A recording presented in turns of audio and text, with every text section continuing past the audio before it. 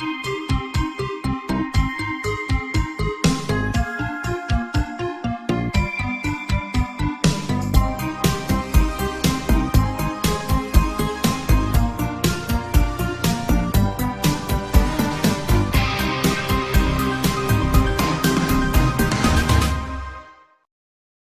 on this video for about 2 weeks now.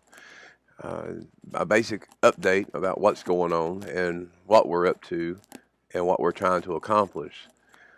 We've been testing new gear for a radio show slash podcast that I think many of you will enjoy. But besides that, I want to talk to you directly about YouTube. We have decided to go full demonetization. And what that means is we will not get any kind of ad revenue from there. We'll have to get it some other source or whatever else. Over the past week, I have surfed around on YouTube, and honestly, it's a dark, depressing place. I see all these creators talking about demonetization or scams and a narrative amongst many channels. I mean, it's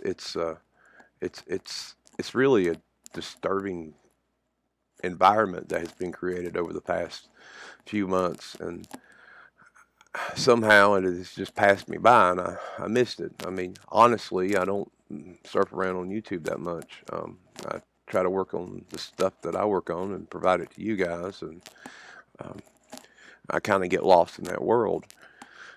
That being said, I've also been up to working on 3 novels. I've committed to writing 3 novels, hopefully that will be released in the next 4 months, some of which will be on Paranoid Times. The first one is The Land of Woe. It's a wonderful story. It's one beta reader said it reminded them of a mix between all fiction genres and Game of Thrones.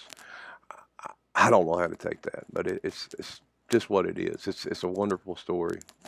I think it's well written. I'm working on the adding some more stuff to it. It's fairly long.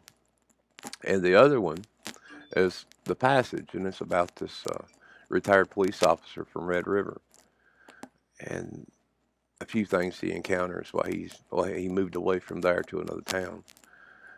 And the last, it's an old story that I worked on. It's called Rise of the Mouse, and it's basically about what happens to us, the social media, Facebook, everything else, when media corporations take over, and how that land, that post-apocalyptic world will look. And it's about this individual that comes back and tells us about all these things that's going on. Now, in the past, this has gotten a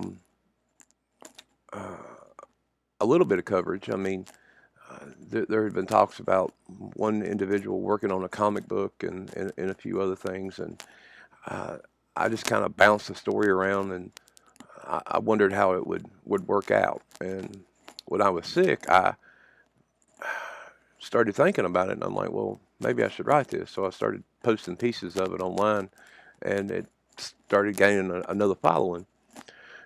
That being said, now, if any of you guys want to help, I am looking for readers for the old stories, and I am looking for readers for the new stories. The readers for the old stories will be able to go through, pick out the ones they want. They can read them, and of course, send them to me, and I'll convert them and put them online. That way, we have a human voice for them. The new stories, in a way, you will be beta readers, and you will also be readers, of course. And this will be a good way if any of you are trying to increase your media following, social platform. And believe it or not, there are jobs out there for narrators.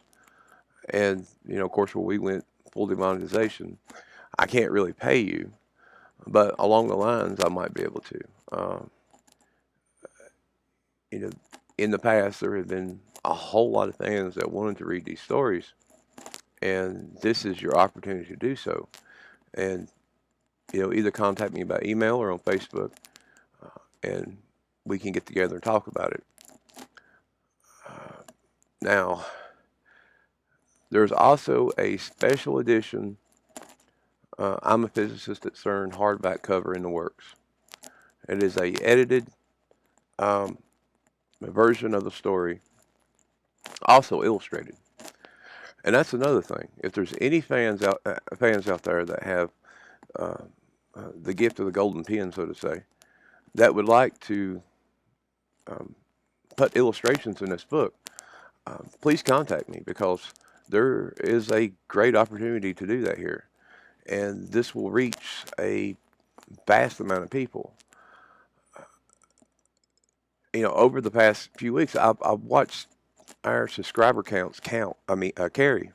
And as they climbed, I'm like, well, we still need to do something. We still need to utilize this channel for what it is and try to figure out ways to make it better. And I have banged my head against the wall trying to come up with new ideas that will benefit both me and you, entertain you, and encourage conversations and thought and whatnot. And these are some of the things that I come up with. Of course, the radio show and podcast. It's been one of those that I've kind of bounced around for a while. And back when Paranoid Times was just on a bulletin board, we talked about having just like a ham radio broadcast for a while, and we did. I mean, for a short time, we were on the higher radio waves. It was. I mean, we had our license and stuff, so it wasn't really a pirate radio station, but still, the amazing amount of people that we encountered through the course of that. And now we have access to the internet. And the internet, we have all of you guys, and we can reach anyone just about. As long as there's a phone connection, or as long as there is a broadband connection, we can reach out and touch you. Oh, hell, even satellite. But and that's the thing.